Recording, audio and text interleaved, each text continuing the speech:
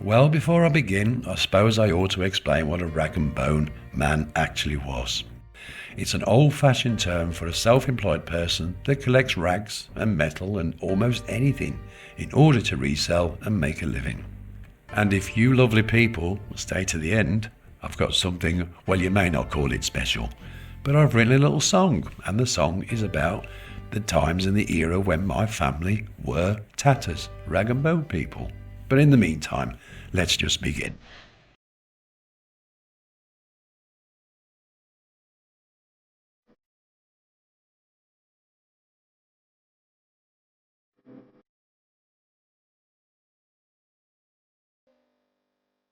Well, it's definitely part of our social history, and many people will know these phrases to describe this trade: rag and bone man, totter, tatter, scrap collector or scrap merchant.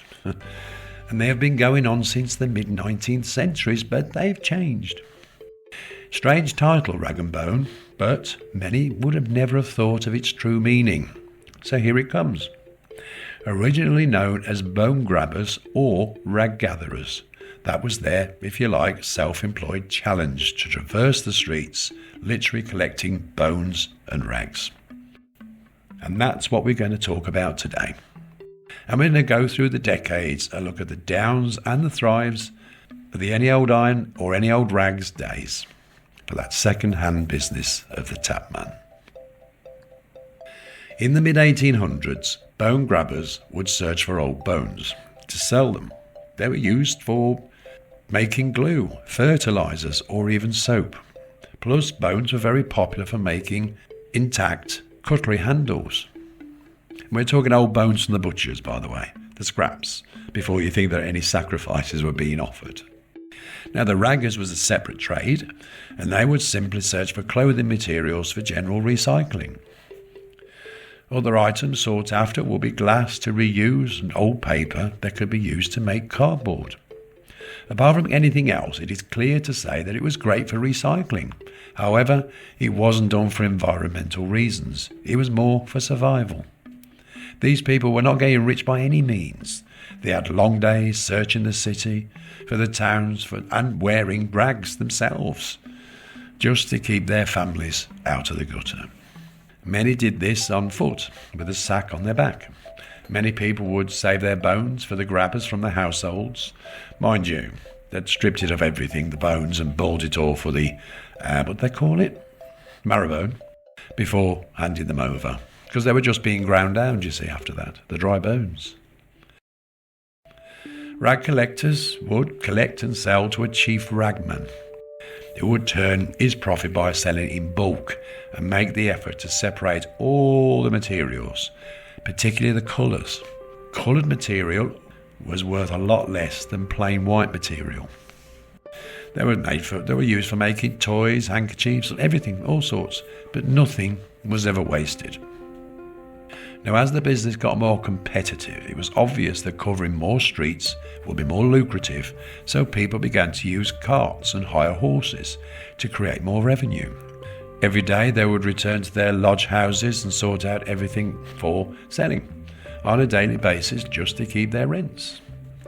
The days were still long and the return for cash was still very poor, so many people would take anything that they could resell, and the amalgamation of the word rag and bone title was born. By the time we went to the early 1900s, and long before council waste collections and driving rubbish tips were available, there was a lot of items up for grabs. People would be glad to get rid of anything that they deemed as rubbish to give it to the tatter or the totter, who had expanded to collect anything that could be resold.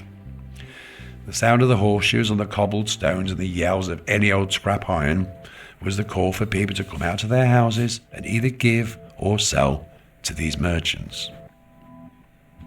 Then came the wars, the First and Second World War, where more metal, known as scrap, was very much sought after for the war effort.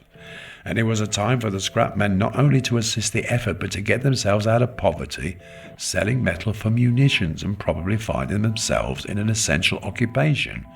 However, it wasn't as easy as that, because the government sent their own volunteers out to collect scrap to donate for the war effort, which would have really dented their trades. But following the Second World War, with bomb-damaged buildings, and having a lot of metal going around the place with demolitions and slum clearances, things got better. In fact, there was a report in the Manchester Times in the 1950s that some rag and bone men were earning £25 a day. That'd be over £1,000 today, so I think it might be slightly exaggerated. But the average earnings would be around £3, but it was still a decent wage. Now, by the 1960s, there were many horses and carts around, especially in the cities, albeit a few did begin to use vans and trucks for speedier collection. The competition was rife and customers became less likely to give their items away to the tatter, so he had to come up with other ideas to get stock for as little money as possible and to keep their heads above water. There were overheads. The loan of the horses and the carts, the reshoeing of the horses using a local farrier, and the feeding and the maintaining of the horse. It was very important to have a good relationship with that horse. Let's face it, they did the hard work. So, getting the kids on side was a good idea to gain items. They gave out balloons and goldfish and sweets, which was very successful. However, some did demand cash, as they were under the impression that tatters were raking the money in. Well, my father was a rag and bone man in the late 1960s to the mid-70s, and even though we made enough money to keep our family together, we were no way ever well off.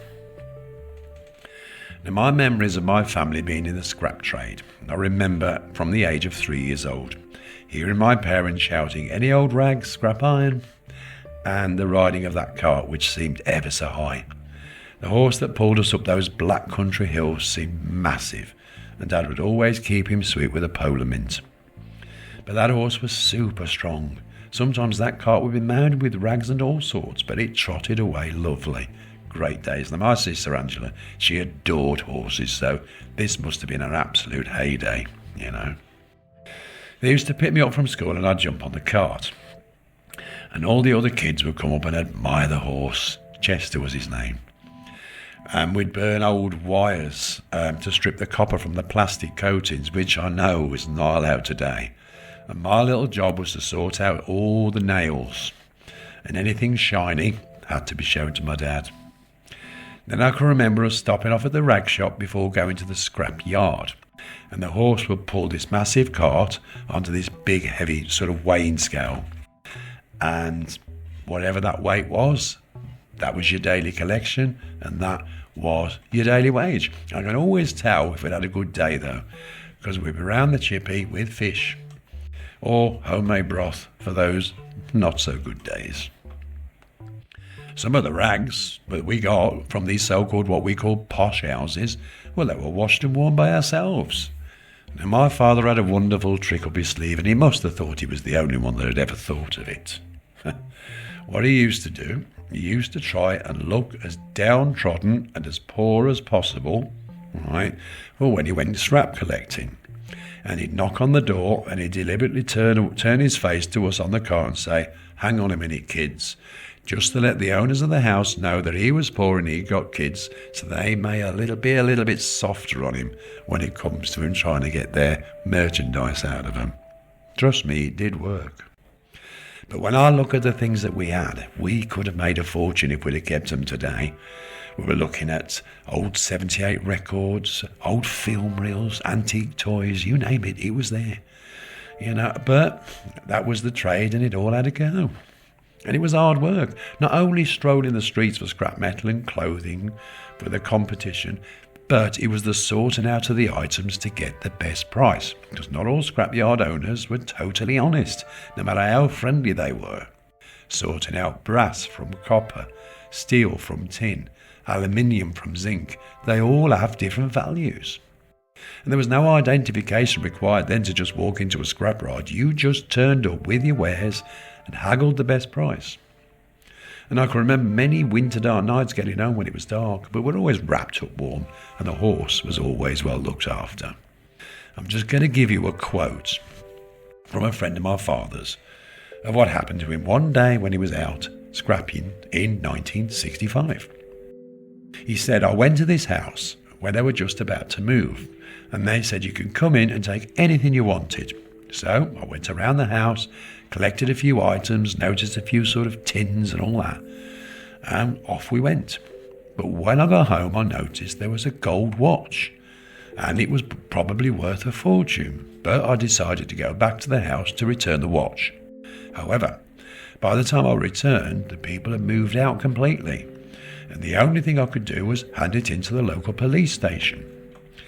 The police said that they would keep it for 6 months, and should the owner not return for the watch, then the property is yours. And I did. I walked in there 6 months later, and boy did I have 2 or 3 weeks of joyous living. Lovely story, eh? Now, by the 1970s, there was a vast decline in the rag trade and scrap metal collection. It was still in business, but it began to lose its place.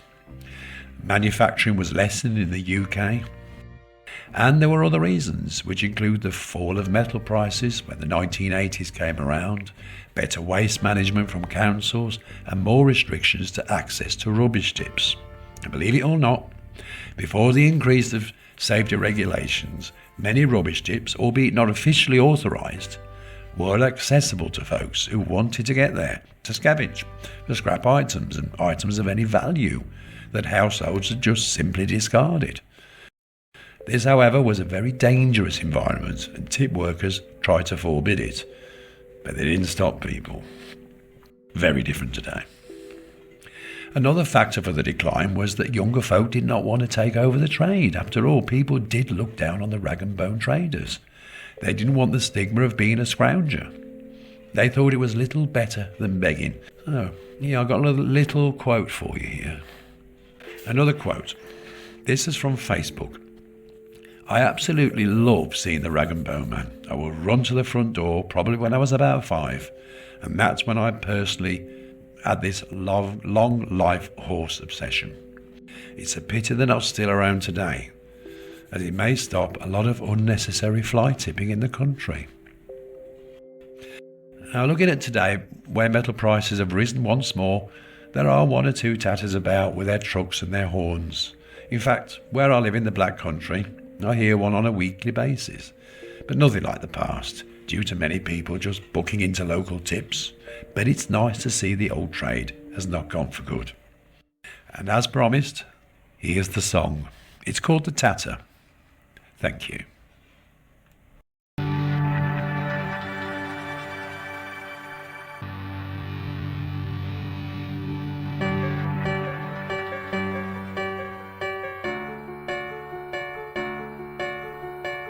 My father worked within the bricks that gave us heat and smoke. He was a simple-minded, unexpected, drifty kind of bloke. When the orange light was beaming on the uneven cardboard stone, we waited in the darkness of our rooms till he was home. It was a picture of a cloudy day, almost in black and white. Yet it seems like only yesterday, the memories are so bright.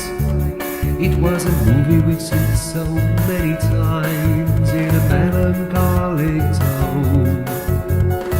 Yes, I'm glad of many little things in our plain and simple home.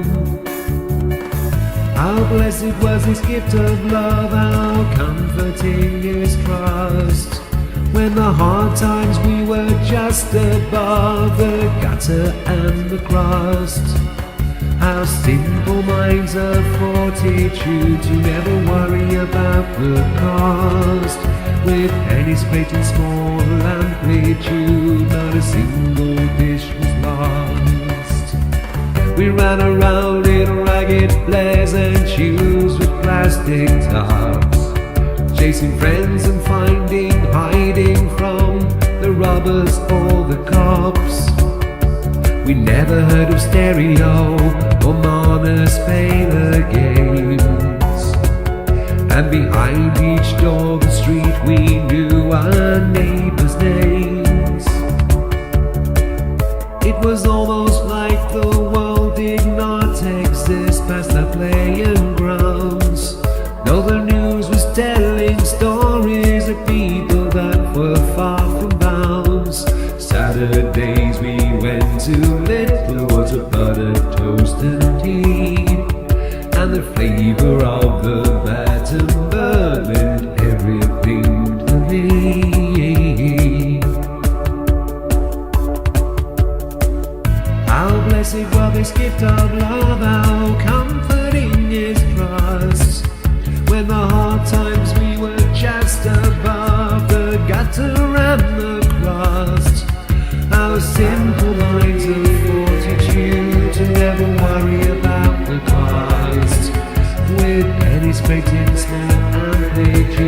Gonna see